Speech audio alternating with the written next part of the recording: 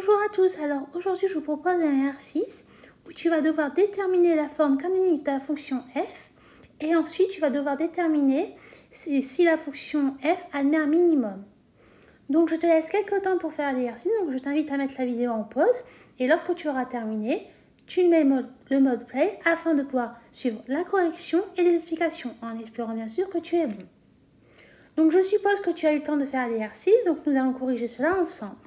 Donc ici, on nous donne la fonction f de x qui est égale à 4x au carré moins 16x moins 5.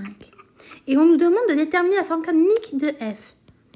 Donc, la première chose à faire, c'est de factoriser par notre a. Et ici, notre a, c'est 4. Donc, on va faire f de x qui est égal à 4 facteur donc de x au carré moins 16x moins 5. Sauf comme tu as factorisé par 4, automatiquement là tu le divises par 4 et là aussi. Donc ce qui nous donne f de x est égal à 4 facteur de x au carré moins 4x moins 5k. Pourquoi? Parce que moins 16x divisé par 4, ça fait moins 4x. D'accord?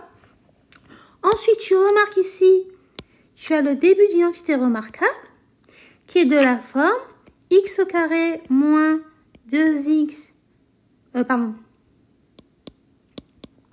qui est de la forme a au carré moins 2ab plus b au carré. C'est-à-dire qu'on a a moins b le tout au carré. Donc par identification, tu vas identifier qui joue le rôle de a au carré, qui joue le rôle de moins 2ab, et ensuite automatiquement tu vas déterminer ton b. Donc ici on remarque que notre a au carré par identification, ça serait x au carré. Donc ça voudrait dire que notre a est égal à x. Ensuite, on remarque que notre moins 2ab, ça serait moins 4x. Or, on sait que notre a, c'est x. Donc, automatiquement, on aurait moins 2 fois 2 fois x. Donc, ça veut dire que notre b serait égal à 2. Donc, on a quoi? Eh bien, si on revient ici, on a f de x qui est égal à 4 facteur. Donc, notre x au carré moins 4x, on peut le factoriser alors par x moins 2 le tout carré. Mais attention, on avait juste le début de l'identité remarquable. On n'avait pas la fin, c'est-à-dire le b au carré. Donc, ça veut dire qu'on va devoir retirer notre b au carré. Donc, c'est-à-dire on va devoir retirer moins 2 au carré. Et ensuite, on recopie le reste. Moins 5 quarts. Donc, ça nous donne f de x qui est égal à 4 facteur de x moins 2 le tout au carré, moins 4, moins 5 quarts. D'accord? Donc, on a quoi ensuite? Eh bien, on va devoir faire quoi? On va devoir mettre ce morceau-là sous le même dénominateur. Donc, on va faire ça. Ça nous fait f de x qui est égal à 4 facteur de x moins 2 le tout au carré. Et donc, ça nous donne moins 16 sur 4 moins 5 quarts. Donc, automatiquement, on a f de x qui est égal à 4 facteur de x moins 2 le tout au carré moins 21 quarts.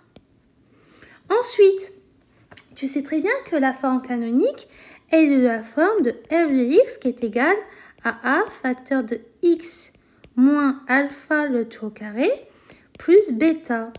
Donc, on va mettre notre f de x sous cette forme-là. Donc, ça va nous donner f de x qui est égal à 4 facteur de x moins 2 le tout au carré moins 21. Pourquoi? Parce que si tu fais 4 fois moins 21 quarts, ça nous donne moins 21. Donc, automatiquement, on a trouvé notre alpha et notre bêta. Donc, alpha est égal à 2 et notre bêta est égal à moins 21. D'accord? Donc, maintenant, on va faire avec la deuxième méthode, c'est-à-dire à l'aide de la formule de cours. Qui nous dit quoi? Eh bien, c'est sous la forme, on sait très bien que notre alpha, d'après le cours, c'est moins b sur 2a. D'accord? Donc, on sait que là, notre b, c'est moins 16. Donc, tu vas voir moins entre parenthèses, moins 16, le tout sur 2a. Donc 2 fois, et là notre a, c'est 4. Donc fois 4. Donc ça c'est égal à quoi? Ça nous fait 16 sur 8. On trouve 2. Ça semble cohérent par rapport à ce qu'on a fait dans notre première méthode. Ensuite, notre bêta, c'est égal à f de alpha. Donc, c'est-à-dire qu'on va avoir quoi? On va avoir 4 fois 2 au carré, moins 16 fois 2, moins 5. Et ça nous donne moins 21.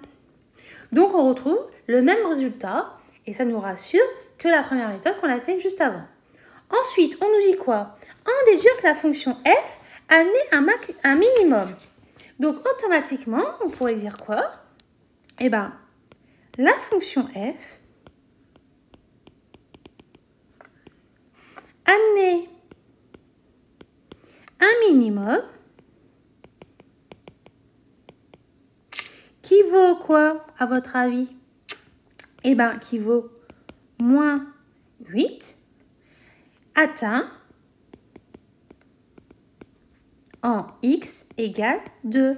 Donc, automatiquement, lorsque tu traces ta parabole, tu remarqueras, lorsque x est égal à 2, eh bien, ton minimum, c'est moins 8 au niveau de l'axe des ordonnées. D'accord? Et donc, ça semble cohérent, c'est par rapport à ce qu'on a trouvé juste avant avec notre forme canonique. Voilà, donc j'espère que les explications étaient claires, que tu as pu comprendre comment faire à l'aide des deux méthodes pour déterminer la forme canonique de ta fonction f et ensuite d'en déduire que la fonction f admet un minimum. D'accord? Je te ferai une prochaine vidéo pour voir comment vérifier ton résultat à l'aide de ta calculatrice Numwork. En tout cas, je te dis à bientôt et au revoir.